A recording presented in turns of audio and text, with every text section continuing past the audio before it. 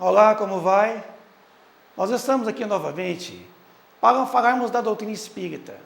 Essa doutrina de luz, doutrina de amor, doutrina da verdade.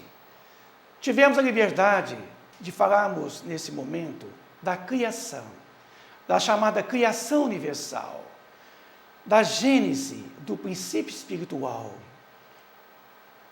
No livro dos Espíritos, na questão 79, foi perguntado aos espíritos, visto que existem dois elementos gerais do universo, o elemento inteligente e o elemento material.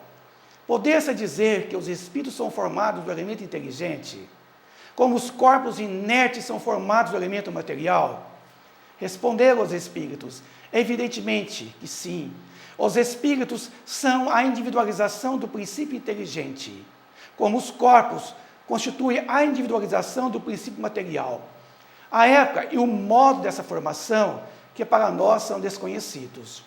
Com isso, os espíritos disseram que Deus criou o princípio espiritual que nós somos e o princípio material de que nós detemos para as nossas manifestações.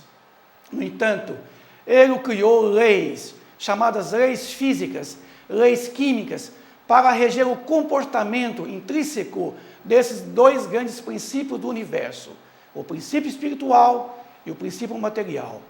Essas duas grandes leis físicas e químicas estão assentadas sobre o princípio da lei de causa e efeito, quando diz que todo efeito se remonta a uma causa, e toda causa tem um efeito. Estas leis, das quais Deus criou para reger o comportamento desses dois princípios, são chamadas leis naturais. Elas existem em todos os planos do universo, seja no aspecto físico, seja no aspecto invisível. Essas leis são fundamentais para reger a transformação do princípio espiritual que nós somos e o princípio material de que nós detemos. Com isso, nós precisamos falar para todos vocês que a gênese da qual os Espíritos nos falam no livro de Allan Kardec, vamos encontrar na Bíblia Sagrada, no Velho Testamento, em Gênesis 1, 3, quando Moisés fala da criação, a criação universal, quando ele se refere, faça-se a luz, e a luz foi feita. Este período é o chamado por ele o primeiro dia da criação, quando ele diz que Deus criou o céu e a terra, e em seguida a luz. Segundo a ciência, segundo a doutrina espírita, é chamado período astronômico, que é justamente o período da aglomeração da matéria cósmica universal, que deu origem pela condensação da matéria em forma de quê? De nebulosas, em forma de galáxias, em forma de sóis, de estrelas, de planetas e de todos os astros que existem no universo. Esse primeiro dia, da qual se refere Moisés, Deus então criou esse universo chamado o céu, a terra e a luz. A ciência chamou esse período do chamado Big Bang, que é a grande explosão que deu origem à formação de todo o universo. Esse universo que nós conhecemos, esse universo que nós ainda não conhecemos. Hoje, essa grande explosão ainda continua existindo de forma lenta e progressiva, porque o Big Bang, ele deu início à condensação de toda a matéria no espaço sideral. Essa matéria hoje está expandindo em todas as direções, formando a todo instante novas galáxias, novos astros, novos sóis, novos planetas. Podemos observar que no universo nós temos milhares, milhões de galáxias, de nebulosas. Nebulosas essas, aonde a vida, aonde o espírito, esse princípio inteligente do universo, ele ensaia para a vida, ele evolui, ele cresce intelecto-moralmente, e ele volta para as mãos de Deus na forma consciente do seu estado. Nós somos criados simples e ignorantes, mas perfectíveis, com a tendência para o crescimento espiritual. Com isso, é necessário muitas moradas. Como já dizia Jesus, há muitas moradas na casa de meu Pai. Se assim não fosse, ele já vou teria dito. Com isto, essas imensas galáxias são essas moradas, das quais o espírito ele evolui progressivamente pelo progresso intelecto moral que ele realiza. Digamos, esse primeiro dia da criação da qual Moisés se refere, esse Big Bang, essa grande explosão em que toda essa matéria em estado sutil começa a condensar em vários pontos diferentes do universo, formando essas miríades de constelações, de galáxias, dessas aglomerações chamadas Via Lácteas, como a nossa. Um dado momento dessa grande explosão, houve uma pequena explosão localizada no espaço, formando assim o nosso sistema solar, a partir de quê? Da condensação dessa matéria disseminada no espaço sideral. Ela concentrou no início em um dado ponto, formando-se assim uma forma discoide, quer dizer, uma grande forma espiraloide. E ali, devido às forças centrípetas e centrífugas, essa matéria foi condensando e formando os planetas, que hoje nós conhecemos, os nossos 9 planetas existentes em nosso sistema solar. O Sol, como sendo ainda o astro-rei, o astro central, ele permanece com todo o seu processo de fusão nuclear, disseminando energia e matéria por todo o espaço circundante a ele mesmo, o sistema solar. Nós temos aqui um dos planetas mais próximos do Sol, o planeta Mercúrio. Nós temos o planeta Vênus, um planeta muito parecido com a Terra. Inclusive, ele tem as suas fases, conforme as fases da nossa Lua, nosso satélite. Temos aqui o nosso querido planeta Terra, na qual estamos agora sobre viajando numa velocidade vertiginosa na direção da constelação de Hércules. Nós temos aqui o nosso satélite, a Lua, esse nosso grande astro que ilumina as nossas noites escuras. Temos o planeta Marte, um planeta que guarda uma relação muito próxima com a Terra, um planeta que hoje é explorado pelos homens através de sondas espaciais. Temos aqui o planeta Júpiter, um dos maiores planetas que nós temos em nosso sistema solar. Com isso, nós temos aqui o nosso planeta Saturno, com seus anéis maravilhosos, esse planeta Urano, o planeta Netuno e o planeta Plutão, que é um dos menores dos planetas de nosso sistema solar. Para além de tudo isso, vamos falar da nossa Terra, no seu período criptozoico, há 4 bilhões e meio de anos, o chamado período exoico. Vamos falar, a partir desse momento, do segundo dia da criação. Moisés fala que Deus criou o firmamento, separou as águas que estão em cima do firmamento e embaixo.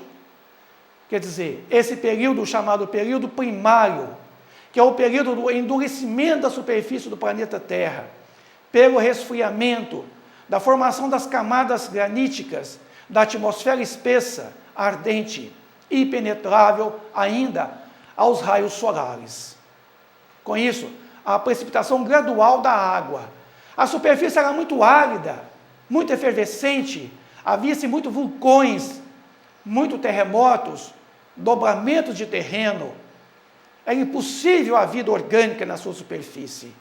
Com o tempo, houve esse resfriamento da superfície, e o planeta foi solidificando a sua crosta e foi dando condições de dissipar a sua atmosfera.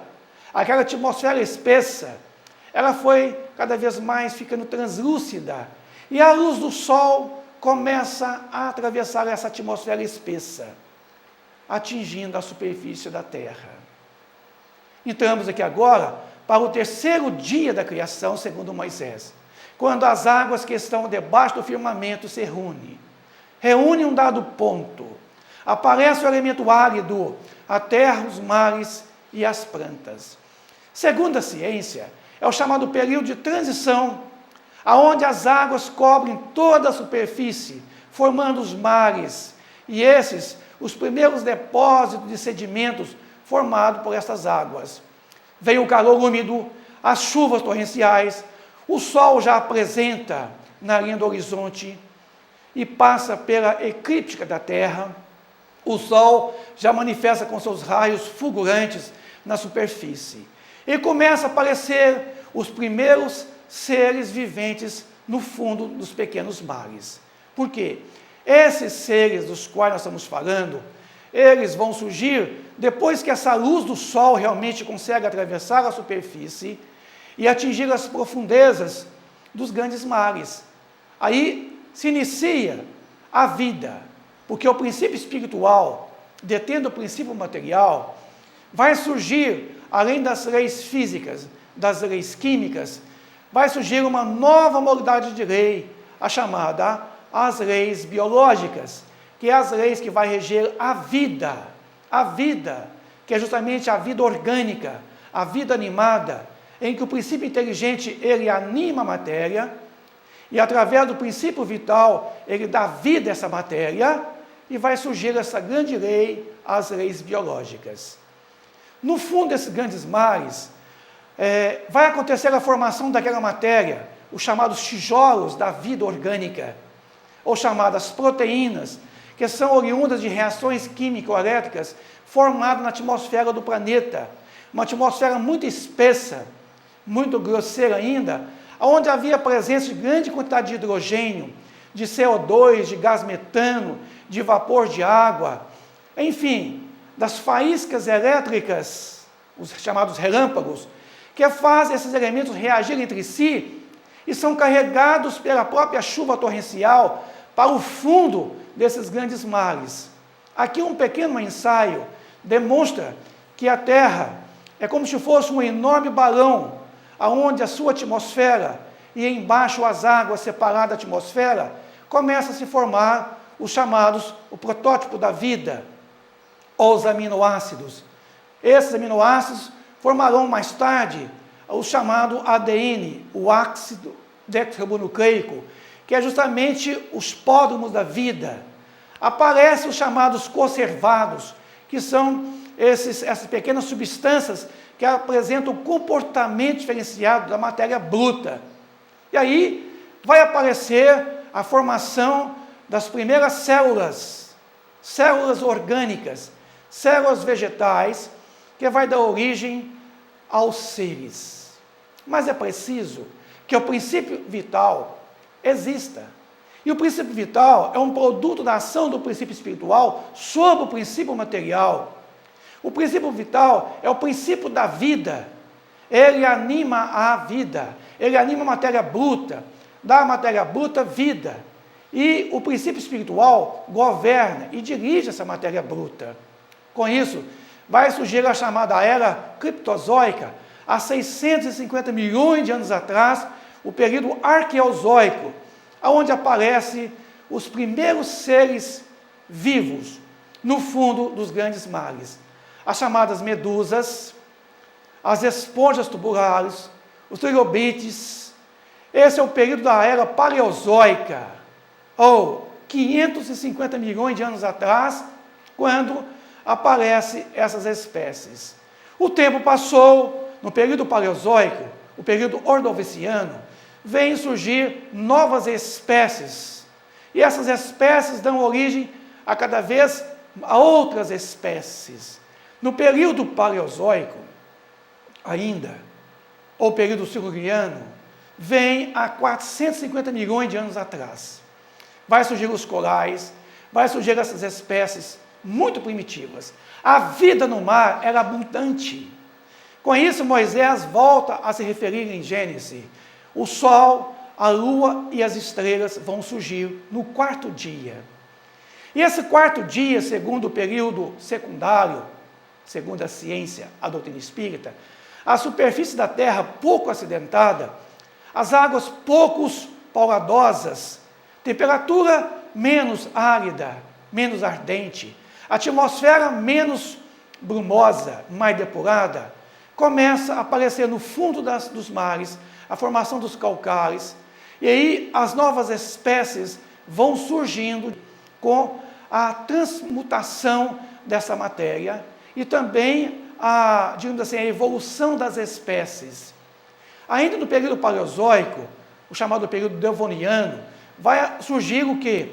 Aqueles seres gigantescos no fundo dos oceanos. Esses seres, com certeza, os chamados anfíbios, eles tinham nadadeiras, quer dizer, aquelas patas que utilizavam para nadar dentro da água. Com o passar dos tempos, estas nadadeiras transformaram-se em verdadeiras patas, em pernas, em pés. E esses seres, no período paleozoico, ou período carbonífero, eles saem da água e vai para a superfície. Porque a superfície, nesse dado momento, já estava, naquele período carbonífero, já estava cheio de árvores, da vegetação muito gigantesca. E já havia o oxigênio liberado pelas algas marinhas e pelas plantas. Aí começa a surgir na superfície da vida, a vida orgânica, a vida dos vegetais.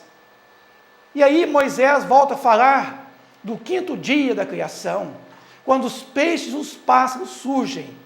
A ciência, segundo a doutrina espírita, é o período terciário, é os chamados grandes surgimentos da crosta sólida, dobramento de terreno, a formação dos continentes, a retratação das águas para os lugares mais baixos, formação dos mares e a atmosfera já bastante depurada. Vai surgir, nesse período permiano, da era mesozoica, há 200 milhões de atrás, os primeiros seres gigantescos, esses chamados dinossauros. Esse período é o chamado período Triássico. Em seguida, o período Jurássico, há 150 milhões de anos atrás.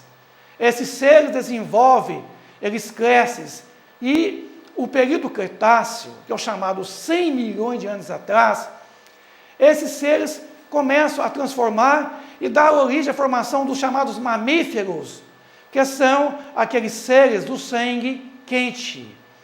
E aí a superfície da Terra está cheia de vida. A vida nos ares, a vida na terra, a vida por toda parte.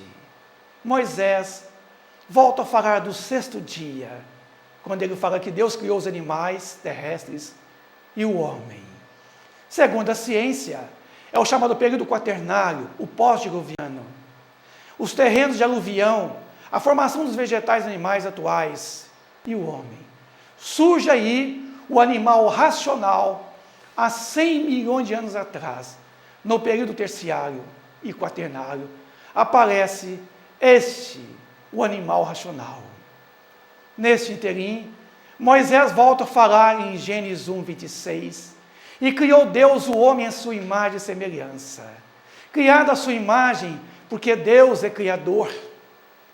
E nós, os homens, somos co-criadores em plano menor. Semelhante, porque Deus, de certa forma, Ele é perfeito. E sua obra haveria que ser perfeita. Nós somos seres perfectíveis. Esta é a semelhança que guardamos com Deus, co-criadores e perfectíveis. Como Deus é perfeito, nós estamos desenvolvendo essa perfectibilidade ao caminho de nossa evolução espiritual. Aí, Jesus, um dado momento, ele afirma toda a humanidade: sede, pois, vós outros, perfeitos como perfeito é o vosso Pai Celestial. Ele está afirmando que nós somos seres perfeitos, que trazemos a perfeição em cada um de nós, para ser desenvolvido por nós mesmos. Deus deu ao homem a supremacia sobre todos os animais, sobre todas as espécies na terra, sobre tudo. O homem vai, então, em busca da sua civilização. Quando as espécies mais primitivas dos macacoides descem da árvore e começa a grande caminhada da humanidade.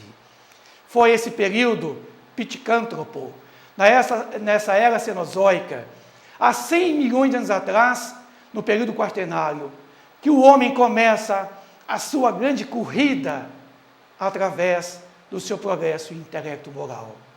O homem começa a evoluir moralmente. E essas espécies, cada vez mais desenvolvendo, para uma espécie mais aperfeiçoada, do homem de Neandertal, busca a sua socialização, busca a força no semelhante para abater as espécies ferozes, os animais. O homem, como o maior predador, passa a ser a própria caça. Com isso, o homem começa a desenvolver as suas tribos, a formação das pequenas aglomerações, a formação dos primeiros seres grupais, quer dizer, as primeiras famílias. Com isso, ele desenvolve as ferramentas, desenvolve-se as armas, os seus utensílios, e o homem começa a se organizar em pequenas aglomerações, a chamada família, que é a primeira e a mais antiga instituição na face da terra. O homem evolui para o homem de Cro-Magnon, e é isto, ele desenvolve a indústria, o grande progresso da humanidade. Esta é a grande escalada da humanidade, desde as espécies mais primitivas, o Dryopithecus, o Ramapithecus, o Australopithecus, nós chegamos à modernidade, o homem moderno, o homem sapiens modernos. Este é a grande corrida que nós fizemos ao longo de uma trajetória. Estamos até hoje nessa grande corrida, nesse grande aperfeiçoamento desta condição espiritual de que nós somos dotados, a caminho de Deus. Temos duas naturezas, uma espiritual e uma animal. Pela alma nós participamos da natureza dos espíritos, dotado de instinto, de razão, vontade própria, pensamento, livre-arbítrio e senso moral. O homem traz também a natureza animal, porque pela natureza animal ele participa também dos animais. E na escala zoológica, o homem ocupa o primeiro lugar na escala zoológica dos animais. Com isso, o homem traz uma natureza animal e uma natureza espiritual.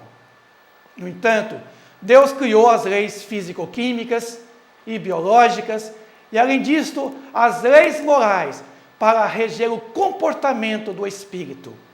Porque quando o princípio inteligente ele adentra a humanidade, ele torna-se espírito.